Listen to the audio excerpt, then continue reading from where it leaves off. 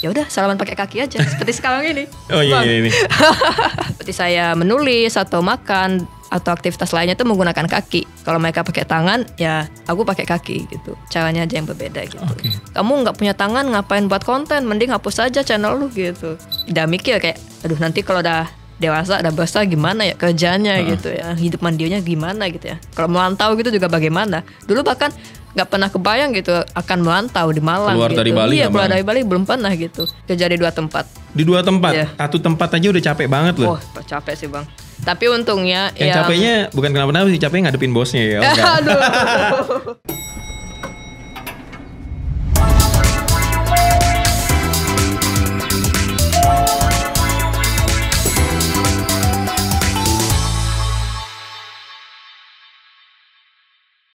Nah, kalau Anda beberapa waktu lalu Anda sempat lihat video yang viral, ada seorang mahasiswa yang divisuda di Universitas Brawijaya Malang, tapi ternyata salaman sama rektornya itu pakai kaki. Saya pertama kali ngeliat video itu kaget. Loh, ini mahasiswa bener nih. Ternyata mahasiswa ini adalah seorang disabilitas yang berhasil menempuh kuliah di Universitas Brawijaya Malang, jurusan DKV, dan lulusnya dengan nilai yang luar biasa 3,4 IPK-nya hanya ditempuh dengan waktu kurang lebih 3,5 tahun. Namanya Elo Kusuma Alfred Mandeviel. Elo bener ya? Betul bang, Elo. Apa kabar lo? Baik bang. Dari Malang? Baik, ya dari Malang. Dari Malang ke Surabaya, kapan nih nyampe ini? Baru tadi pagi nyampe, subuh. Subuh Iya, jadi? untung masih ada kereta. Untung masih ada tiket yang available gitu bang. Naik apa? Naik kereta. Sendirian? Sendirian, solo travel. Wow. Solo traveling, nggak ngajak siapa gitu? Saya lagi sibuk semua bang. Gitu lagi liburan, pulkam lah gitu. Ya lo ternyata udah tadi ngobrol-ngobrol di belakang juga udah kebiasaan mandiri juga ya? Iya betul. Udah sendirian. Elo sementara ini nggak sih apa bakal nyadar nggak sih kalau itu video Elo tuh di kampus waktu wisuda bakal viral? Sudah ada ekspektasi untuk viral, iya. Tapi Oke. nggak yang se-viral ini, nggak sebesar ini. Itu siapa yang ngerekamin? Kebetulan waktu itu adminnya unit layanan disabilitas Brawijaya Oh, gitu. iya. Jadi emang admin dan aku itu juga sudah kerjasama gitu bang. Apa kayak untuk membuat konten. Emangnya temen Iya, tuh sering bikin konten gitu ya? Terus adminnya nanya, lo nanti kalau kamu wisuda gimana sama Pak Rektor? Salamannya bagaimana? Terus ya udah aku jawab kayak, ya udah salaman pakai kaki aja seperti sekarang ini. Oh iya, Bang. iya ini.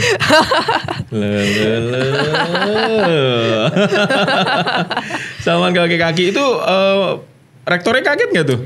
Enggak. Untungnya enggak karena saya Untungnya sudah izin, aku sudah Oke, izin. udah izin. Dan juga kalau di Brawijaya itu kalau mau wisuda sudah diinfokan akan ada mahasiswa yang wisuda hari ini. Misalnya kayak jumlah wisudawan disabilitasnya berapa gitu. Misalnya ada wisudawan tuli, daksa atau kursi roda lainnya gitu. Jadi emang sudah dipersiapkan gitu. Jadi Pak Rektornya juga sudah tahu gitu. Gitu dan memang ya sudah, maksudnya sah-sah aja. Iya, itu betul. nggak ada masalah Iya. begitu ya. Jurusannya apa? Desain komunikasi visual. Desain komunikasi visual. Ya. Memang suka desain. Sebetulnya untuk masalah desain grafisnya nggak begitu bang, tapi aku tertariknya di video editingnya. Nah, tapi kan di desain grafis itu ranahnya banyak. Salah satunya itu adalah desain grafis atau sinematografi, video editing gitu. Aku ngambilnya desain komunikasi visual karena mendekati dengan apa yang aku suka gitu. Oke. Bikin film juga? Ya, suka edit video gitu. Ya untuk film panjang belum ya. Mungkin coming soon semoga. Amin. Tapi memang dari kecil suka gambar. Iya, kalau dari kecil hobinya menggambar. Nah, dari situlah ada ketertarikan untuk desain grafis gitu. Oke, sorry sebelum lebih jauh lagi soal gambar hobinya si Elo ini, dari kecil sudah disabilitas. Iya, dari lahir bang. Dari lahir. Iya. Untuk kenapanya, alasannya nggak tahu. Dokter juga nggak tahu alasannya apa gitu. Berarti gambarnya pakai kaki dari dulu. Betul. Gambar dan semua aktivitas pakai kaki. Gimana sih waktu Elo kecil nih, yang ngajarin gambar, yang ngenalin gambar tuh siapa sih lo? Untuk yang ngajarin gambar sebenarnya autodidak, belajar sendiri. Tapi yang ngenalin gambar tuh kakek. Kakek dulu seniman. Jadi beliau suka menggambar gitu dan gambarnya bagus. Sepertinya beliau juga yang ngajarin saya menggambar gitu sedikit-sedikit gitu. Dan dari situ ya saya tertarik untuk menggambar. Tapi kan kakek tahu kan ya, Elo ini kan disabilitas Iya, nih. iya. kok diajarinnya gambar ya, bukan yang lain gitu atau apa gitu? Karena apa tuh namanya semua keluarga besar tentunya sudah menerima dengan keadaan saya gitu. Mereka malah mengencourage saya, mendukung saya untuk mengejar apa yang saya sukai gitu. Ya dan juga mengajarkan saya untuk bisa mandiri dan terampil gitu dan tidak bertergantungan dengan orang lain gitu. Oke, dari tadi teman-teman juga, saya juga penasaran mau lihat Elo gambar. Waduh. Makanya nanti saya bikin challenge buat Elo, buat gambar saya yang kurus ya pokoknya. Oh iya, saya usahakan. Mungkin lihat contoh wajahnya saja, tapi bisa jadi kurus gitu. Okay. By the way, Elo ini kuliah di Malang, tapi aslinya asli Denpasar, Bali. Betul. Domisilinya Denpasar juga. Ibu orang Bali asli atau? Ibu sebenarnya orang Malang. Oh, ibu orang Malang. Iya. Tapi udah lama tinggal di Bali. Iya. Dari zaman SMA ibu sudah di Bali. Kalau ayah? Ayah dari Jerman. Ibu, ayah masih ada? Ayah sudah almarhum. Ayah sudah almarhum. Iya. Bapak Jerman. Iya. Oh, alah. Meninggal waktu 2022 baru-baru ini. Oke. Gimana sih masa kecilnya Elo? Waktu artinya begini, Elo tahu waktu itu berbeda dari teman-teman. Iya, waktu itu sedikit sadar gitu kalau aku berbeda gitu, tapi juga gimana ya, untuk self acceptance-nya mungkin belum yang begitu menerima gitu Bang. Baru yang sepenuhnya penerimaan diri itu kalau nggak salah ingat 2013 gitu, SMP kelas 1 gitu. SMP kelas 1, SMP kelas 2 gitu. Lalu proses untuk self acceptance itu gimana? Proses penerimaan dirinya gimana melaluinya? Itu juga kan dari dorongan dari orang tua, terus juga lingkungan. Aku juga kebetulan bagus gitu, teman-teman suportif, guru dan kepala sekolah juga suportif gitu. Kepala sekolah TK membuatkan kursi khusus di mana kursinya itu tingginya sama dengan meja ini bisa dibilang gitu. Dari situ kayak ternyata ada ya orang di luar keluarga gitu yang mensupport saya gitu untuk bisa lebih maju, bisa lebih percaya diri, terampil dan lain-lain gitu.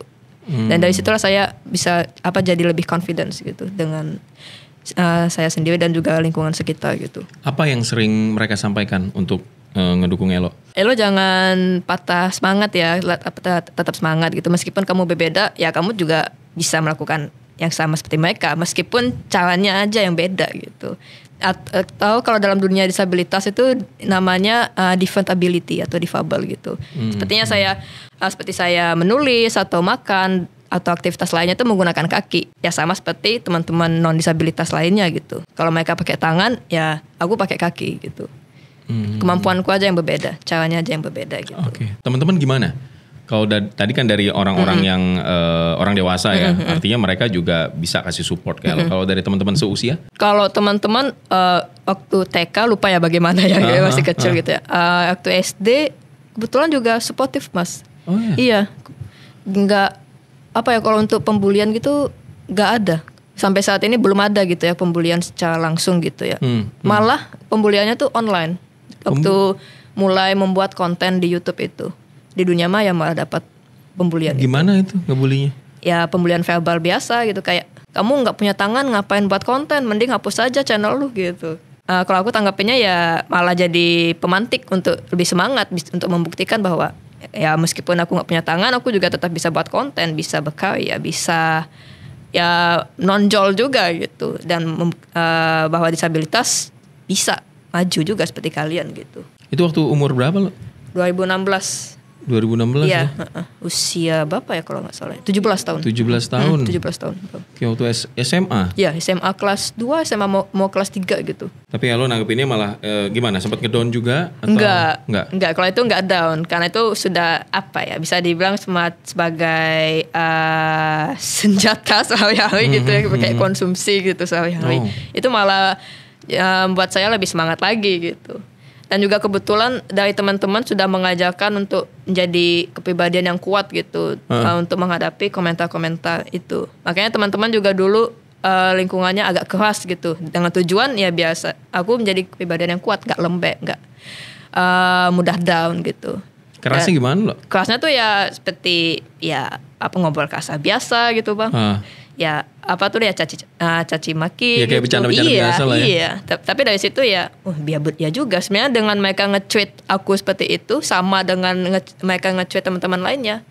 Ya aku mendapatkan perlakuan yang sama, setara gitu.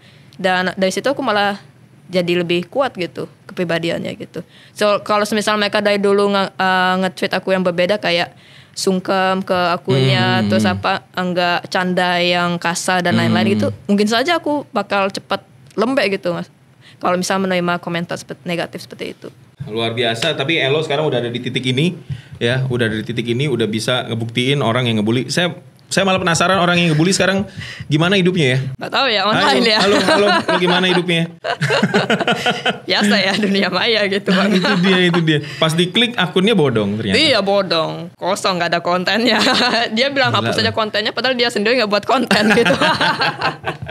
Waktu itu bikin konten apa lo?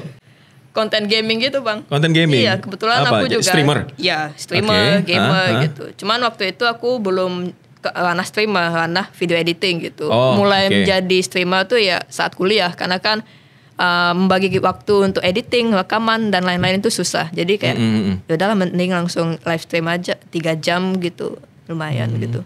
Ntar boleh ya dikasih ya hasil-hasilnya Elo ya, di proses editingnya. Mau dipamerin nih, Boleh. Mau tahu gimana sih hasilnya Elo nih sekarang. Dan alhamdulillah sekarang sudah ada di titik ini. Dan kegiatannya sekarang habis wisuda udah kerja juga. Ya, sudah kerja bang. Udah di mana nih kerjanya? Kerja di 2 tempat. Di 2 tempat? Ya, sebelum wisuda. Bentar, 1 tempat aja udah capek banget loh. Oh, capek sih bang. Tapi untungnya yang capeknya bukan kenapa-napa sih, capeknya ngadepin bosnya ya. Aduh. Ya gak apa-apa ya gini. Enggak apa-apa. Gimana? Time managementnya sih lebih tepat. Gitu ya? Gitu, iya. Kalau yang satunya itu untungnya WFA, work from anywhere. Work from anywhere. Kapan saja dan di mana saja. Kapan aja di mana aja? Iya betul. Bahkan kalau misalnya malam, kayak lo tolong buatin konten ini dong. Ya udah. Itu misalnya kayak jam 7 malam, ya udah saya buatkan gitu. Aku buatkan. Oke. Makanya kadang kalau misalnya nongki nih sama teman-teman, aku selalu bawa laptop. Ya itu tujuannya. Ya untuk sambil kerja gitu, nyari referensi untuk konten, template gitu. Terus yang satu lagi itu di Malang. Nah itu baru WFO, work from office. Jadi makanya aku sekarang masih stay di Malang karena kerja ini gitu.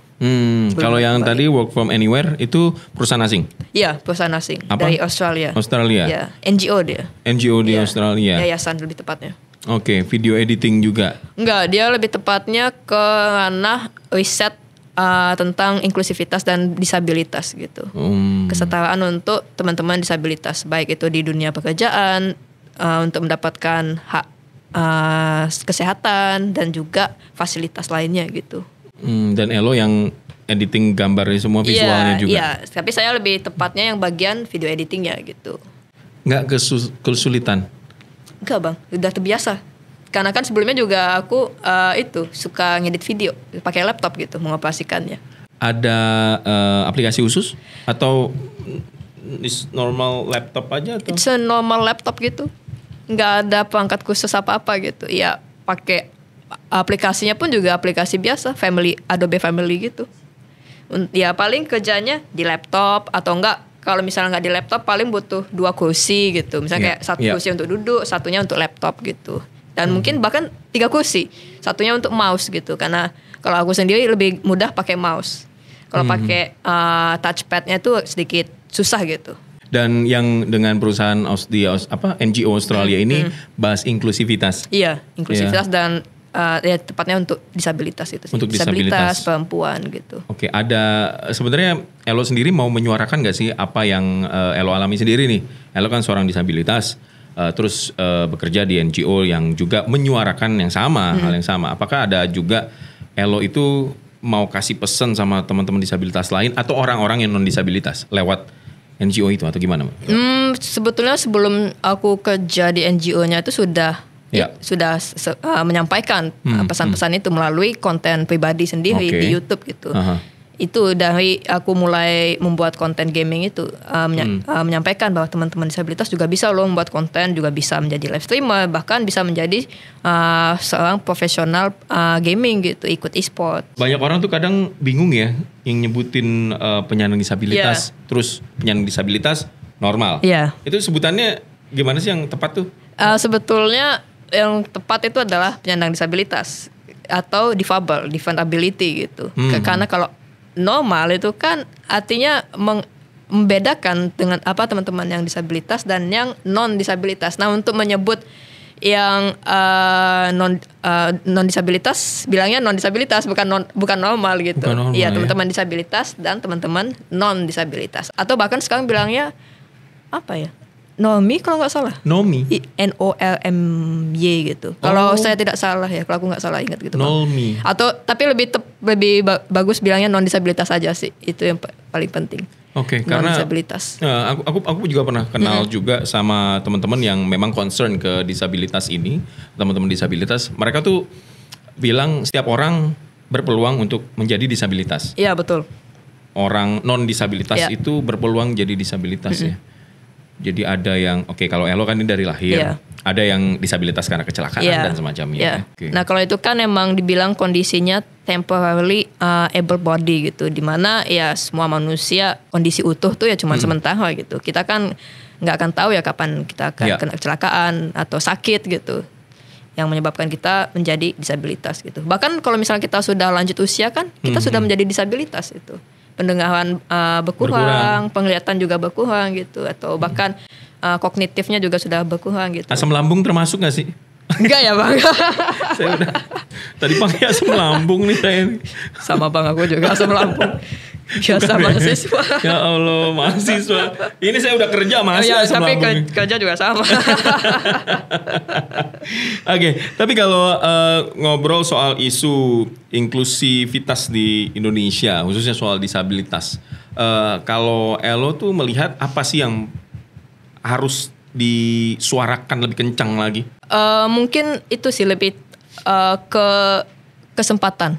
Kayak teman-teman disabilitas sejauh ini yang aku lihat kayak orang masih ragu untuk memberi kesempatan kepada teman-teman disabilitas, baik itu di dunia pekerjaan, industri pekerjaan, pendidikan dan lain-lain. Nah itu, padahal selama mereka memberi kesempatan ke teman-teman disabilitas, ya teman-teman disabilitas juga mampu untuk melakukan hal yang sama seperti yang non disabilitas. Mereka kan cuma different ability saja, kemampuan yang berbeda gitu. Padahal di undang-undang juga udah ada ya? Iya, kan sudah ada di undang-undang. Setiap perusahaan itu wajib menerima minimal 1% lah. Iya. Oke. Menurut Elo itu masih kurang? Untuk atau gimana? Saat ini ya bisa dibilang masih kurang sih. Tapi kan emang pemerintah juga nggak bisa yang langsung membuat fasilitas di setiap industri itu yang akses untuk teman-teman disabilitas gitu. Tapi dari akunya juga menyarankan sih untuk teman-teman disabilitas jangan sepenuhnya tuh kayak minta akses ke pemerintah, tapi dari kitanya sendiri juga nggak ada usaha untuk beradaptasi gitu. Karena kan kita ya sebagai disabilitas pun juga harus bisa beradaptasi dengan lingkungan gitu, adaptif gitu dengan situasi sekitar gitu. Kalau misalnya kita ke fasilitas umum dan kebetulan itu emang kondisinya tidak bisa dibuat toilet disabilitas, ya mau nggak mau kita harus beradaptasi gitu. Atau misalnya kalau solo traveling untuk teman-teman kursi roda sama teman-teman itu kan pasti sedikit sulit itu ya untuk naik ke kereta. Nah udah kita beradaptasi dan mau nggak mau kita harus minta tolong ke petugas kita gitu. Oke, kalau Elo sendiri perjuangan untuk beradaptasinya tuh gimana lo? Untuk beradaptasinya sih kalau aku sendiri berkat orang tua dan teman-teman terdekat selalu mensupport aku. Yang tadi aku bilang itu kayak mereka selalu mengencourage aku untuk lebih pede, percaya diri, mandiri gitu, dan tidak bertergantungan kepada orang lain gitu. Yang paling sulit beradaptasinya? Mungkin waktu SMP sih kayaknya bang. Soalnya waktu itu aku pingin lihat teman-teman main basket gitu ya, main olahraga gitu ya, kayak pingin rasanya ikut dengan mereka gitu. Tapi ya situ sih aku merasa kayak sempat down gitu, kayak pengen ikut main basket, pengen ikut main volley, aku selalu duduk di pinggir lapangan gitu. Tapi dari situ ya aku juga inisiatif gitu minta ke guru penjaskesnya itu bilang kayak Pak untuk menggantikan nilai praktek ya mungkin saya bisa itu berupa teks tertulis gitu, yang tertulis atau mungkin bisa di olahraga lainnya aku bisa renang, ya udah di situ aku bagusin. di renangnya itu. Di renangnya. Iya. Alhamdulillah nilainya juga oke lah. Iya, karena aku juga suka berenang, hobi berenang gitu. Ada kesulitan lain gak sih di kehidupan sehari-hari itu? Mungkin saat ini yang itu tadi sih ke toilet. Toilet susah ya. Kalau ke toilet itu aku kesulitannya toiletnya lantainya itu harus yang bersih dan mungkin sedikit luas gitu. Atau kalau misalnya lantai yang nggak bersih, duduk di toiletnya itu atau berdiri gitu sambil angkat kaki satu. Ya memang agak kesulitannya di Iya, situ ya. tapi ya gimana ya? Pemerintah juga belum bisa sepenuhnya memberi fasilitas untuk teman-teman disabilitas gitu ya. Itu loh, luar biasanya adalah menyadarkan diri kitanya yang harus adaptasi. Iya, betul. Kitanya harus berubah gitu Iya, ya. Bukan hanya Fasilitas. teriak-teriak Iya. fasilitas tapi nggak itu ya. Iya. Ya apa tuh namanya Oke. fasilitas yang memadai itu memang hak kita sebagai Oke, penyandang oke. disabilitas. Tapi ya kitanya juga harus mampu beradaptasi. Maaf kata nih nggak boleh manja gitu.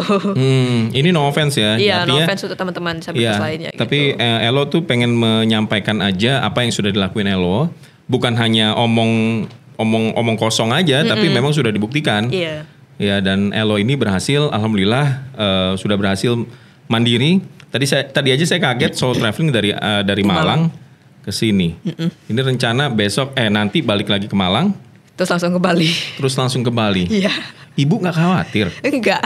Karena emang mama sudah percaya 100% gitu. Sudah melepaskan lah gitu. Bahkan waktu maba, waktu tahun 2019 itu, ya mama sudah melepaskan gitu. Kayak, udah lo gak apa-apa kamu pergi aja gitu. Kalau itu yang buat kamu happy, buat kamu bisa maju, lanjutkan. Bahkan yang aku cerita ke mama mau lanjut S2 di Australia, mama malah senang gitu. Kayak, iya, pursue your dream gitu. Kerja saja mimpimu itu. Jangan jadikan mama sebagai halangan gitu. Atau bahkan jangan jadikan disabilitasmu itu sebagai halangan gitu. Ya ini mungkin akan menjadi sebuah rintangan, tapi tidak menjadi sebuah halangan gitu. Saya malah penasaran mamanya ini sekuat apa sih? Mama emang luar biasa sih, bisa dibilang mama sosok Wonder Woman. Apa pesan mama tuh selalu nguatin atau bikin Elo mandiri tuh gimana, dilepas gitu aja?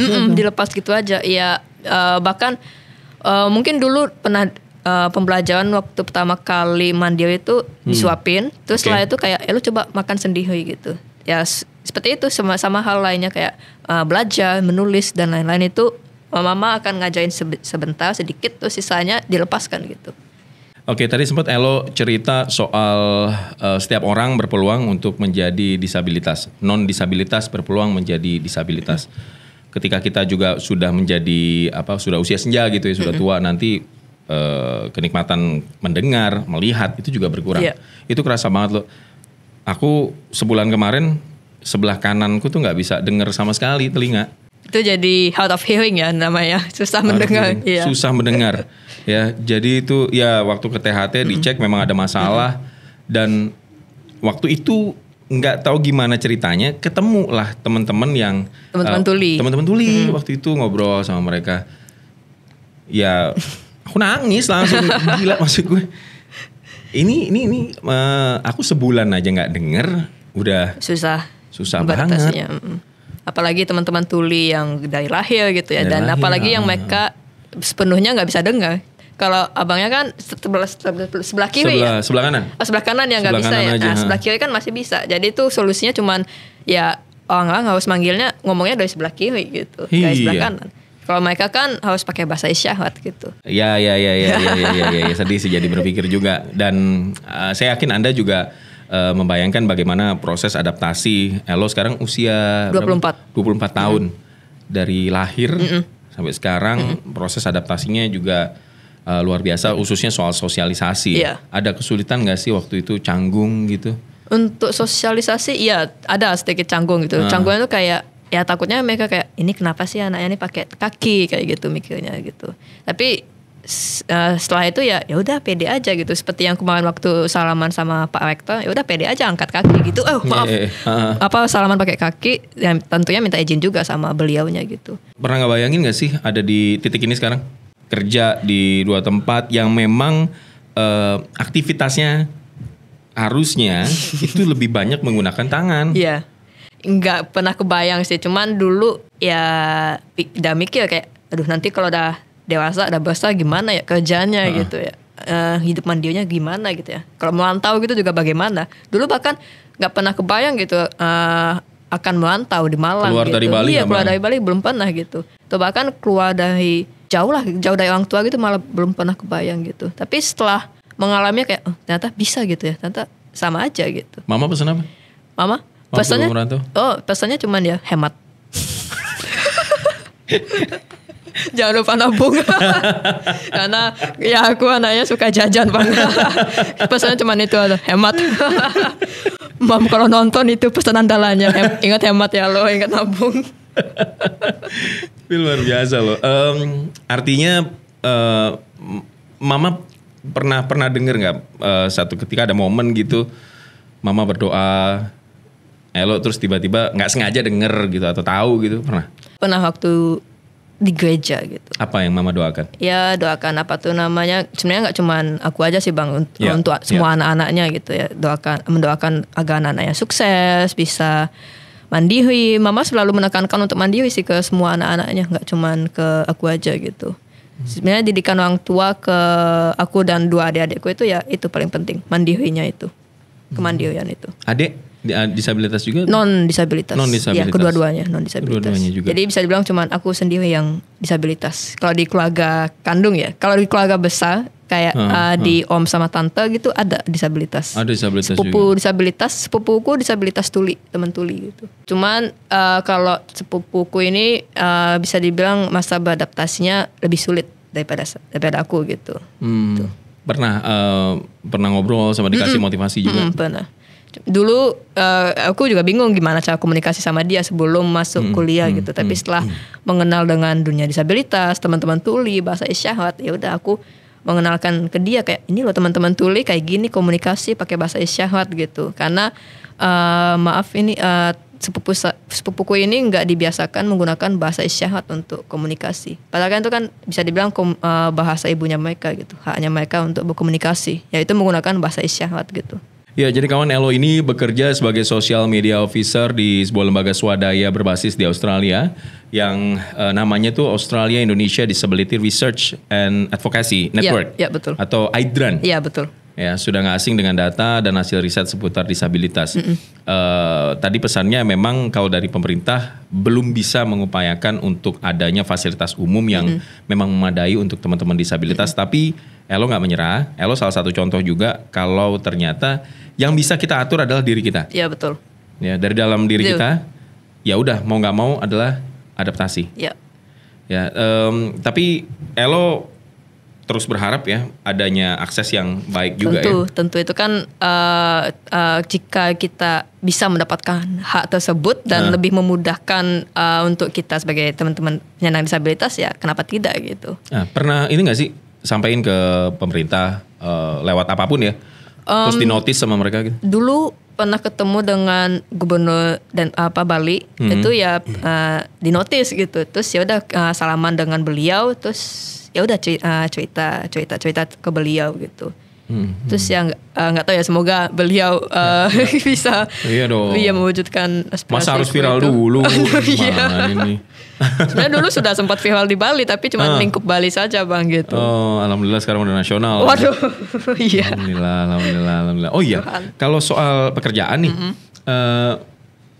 fee yang diterima teman-teman disabilitas tuh gimana? Sama atau ada? Atau gimana? Kalau aku kebetulan di 2 tempatku ini bosnya terutama yang di Malang ya, itu nggak membedakan gitu, dipandangnya sama rata. Setara gitu. Iya, gitu. setara. Malah nggak dianggap disabilitas. Oke lah bisa dinotis fisiknya beda, tapi perlakuannya ya sama seperti karyawan lainnya gitu. Bahkan ya candanya juga sama gitu. Aidran kan pernah melakukan riset tentang gaji teman-teman disabilitas gitu ya. Ya masih banyak Bang yang belum setara gitu gajinya di perusahaan lainnya gitu. Yang masih belum aware dengan disabilitas gitu atau tentang hak-hak pekerja disabilitas gitu. Masih banyak yang di bawah UMR gitu. Dapat curhatan dari teman-teman lain disabilitas? Pernah sih ada dapat curhatan gitu ya, katanya kayak gaji working time-nya lebih tapi gajinya standar gitu.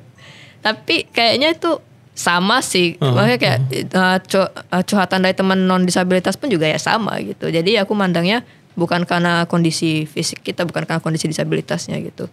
Emang dari perusahaannya aja gitu. Tapi ya memang saat ini emang masih banyak perusahaan yang belum aware dengan hak-hak disabilitas itu. Emang masih banyak. Oke. Ya pesannya adalah ya semua harus sama dan setara. Iya betul. Bahkan kalau Anda pengen lihat karya-karyanya Elo juga di Instagram. Ada. Apa lo? Elo Mandeville _ Elo Mandeville _. Iya. Semuanya disambung. L-nya 1. L-nya 1, Mandeville L-nya 2. Mandeville L-nya oke. Elo L-nya 1, Mandeville L-nya 2 _. Iya. Di situ teman-teman nanti bisa lihat karyanya Elo dan semua dikerjakan dengan keterbatasan tadi. Iya. Ya.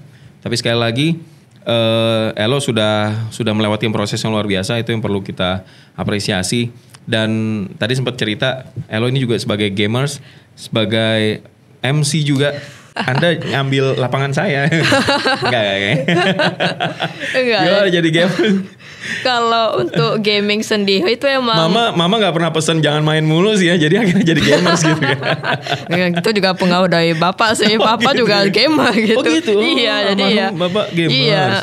Papa malah lebih veteran lagi gamernya gitu. Oh. Iya. Siapa nama? Nama beliau Bernd Eckhart Rodig. Bernd Eckhart Rodig. Itu mungkin internasional kali levelnya kali ya? Ya, mainnya gamenya ya seperti MMO kayak World of Warcraft gitu.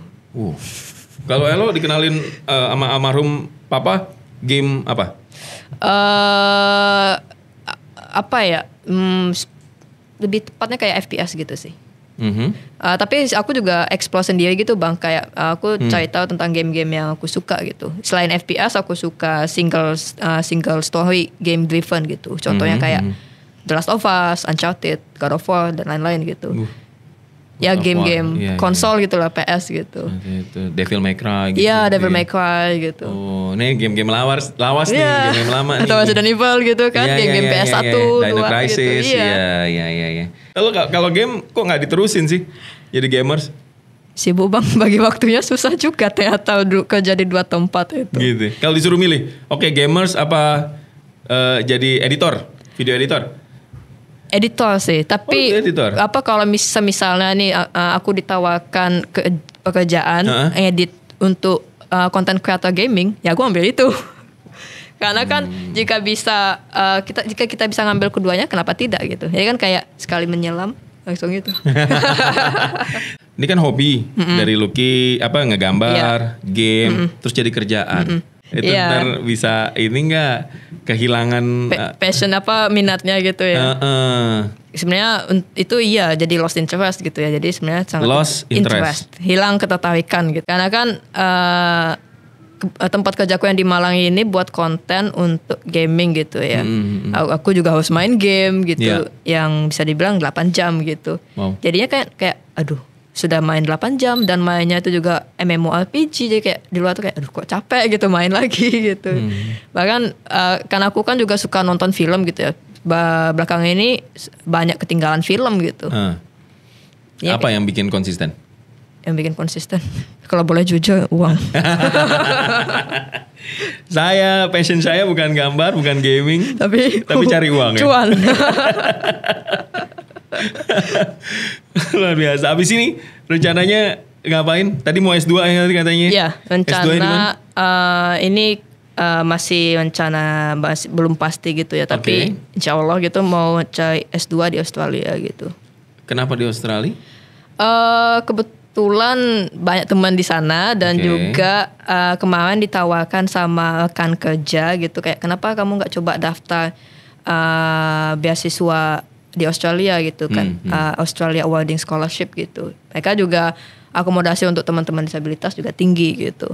Dan juga kebetulan punya banyak relasi di sana gitu. Oke, jadi bukan online tapi langsung ke sana? Iya, langsung ke sana. Rencana kapan? Ini rencana besok balik ke Bali itu mau daftar beasiswanya itu. Kalau ke Jerman, udah pernah ke Jerman? Belum, tiket pesawatnya mahal bang. Kan kampungnya bapak di sana. Kampung negara kan bapak. Iya, kampung halaman sih bagi bapak kan. Tapi belum pernah sama sekali. Belum pernah, mahal. Jerman, ya. Ya, saya yakin itu mahal. Mahal Bang. Oh iya, tadi saya bilang Elo bakal saya kasih challenge buat ngegambar. Waduh. Ini lebih nyaman gambar di manual atau di tingkat kesulitannya sama gak sih? Sama sih sebenarnya Bang. Tingkat kesulitannya itu adalah imajinasinya itu Bang. Yang susah itu malah imajinasi. Iya. Bukan pakai tangan atau pakai kaki gitu ya? Wah, ya mungkin manual karena kan harus menghapus gitu ya. Apalagi kalau pakai pulpen gitu kan susah ya kalau misalnya salah gitu ya. Kalau digital kan bisa Ctrl Z aja ya. Ctrl Z, undo itu. Di-undo aja gitu ya. Salah, undo aja gitu. Apalagi sekarang udah ada AI gitu. Iya, tinggal kita komen aja apa yang kita mau gitu kan langsung jadi. Terganggu gak sih kalau ada AI gitu? Ya sedikit sih Bang. Jadi kan kayak industri kreatif gitu jadi berkurang juga gitu. Tapi perlu adaptasi lagi tuh ya. Iya, perlu adaptasi juga dengan AI itu.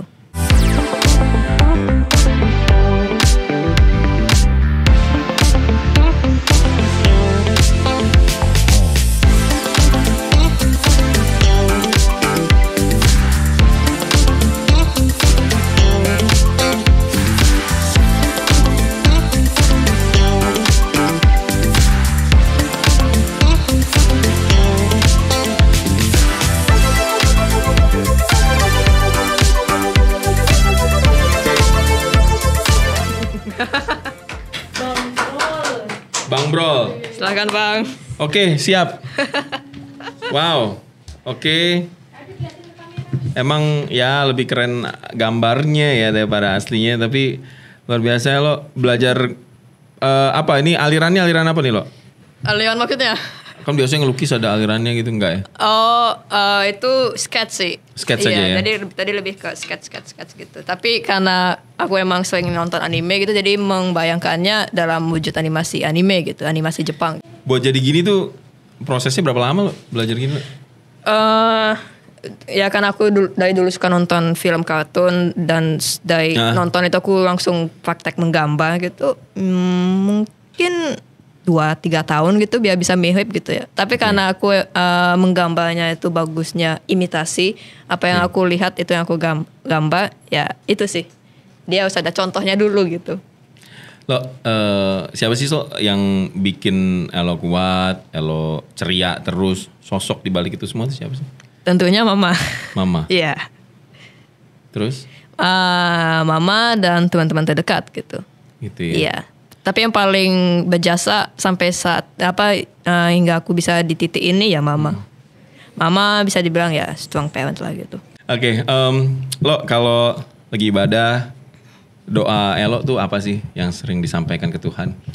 Itu sih apa tuh namanya ya menguatkan Elo bisa menguatkan Elo lebih jauh lagi dan meskipun saat ini mungkin aku dipandang sudah semangat dan lain-lain gitu, tapi aku juga pengen diberi semangat lebih lanjut lagi gitu, bisa untuk melanjutkan apa yang aku inginkan gitu, cita-citaku gitu ya. Kadang kan aku juga manusia ada rasa malas gitu ya. Apa cita-citanya lo? Jadi video editor itu Bang, kerja di studio film di luar negeri. Studio film di luar negeri? Iya, lebih tepatnya di Hollywood karena dari dulu suka nonton film banget gitu kan ya. Oke, nggak ada yang nggak mungkin karena udah banyak orang-orang Indonesia juga yang kerja di sana, punya kontribusi besar juga ya di studio-studio film dunia iya, gitu betul. Ya. Internasional gitu banyak. Oke, ada langkah ke sana, beasiswa di Australia, semoga lancar juga. Iya, ya itu semua kembali lagi ke diri sendiri gitu kan ya. Ini kan bisa dibilang jalan untuk menuju ke situ sudah mulai terbentuk lah. Itu tinggal untuk merealisasikannya dari akunya gitu Bang. Apakah aku benar-benar berniat untuk melanjutkannya atau tidak gitu. Padahal jalannya sudah ada. Pesan Mama yang selalu jadi pegangan selain hemat?